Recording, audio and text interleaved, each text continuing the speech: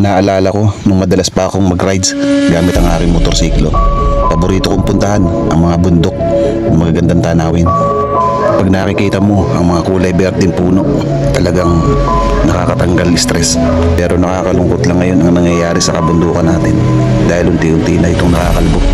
Tulad ng bundok ng Sierra Madre, Cordillera at Caraballo Mountain. Sana huwag natin kalimutan ang papel ng mga bundok na ito. Ang Sierra Madre, Cordillera at Caraballo. Sila ang ating unang linya ng depensa laban sa malalakas na bagyo. Sinasalo nila ang hangin, pinabawasan ang baha at nagbibigay sa atin ng buhay, tubig at malinis na hangin. Ngunit unti-unti silang pinapahina ng iligal na pagkalbo at irresponsableng pagmimina. Kapag nakalbo sila, direktang tatama sa atin ang buong bagsik ng kalamidad. Pakita natin ang pagmamahal sa ating kalikasan. Humagupit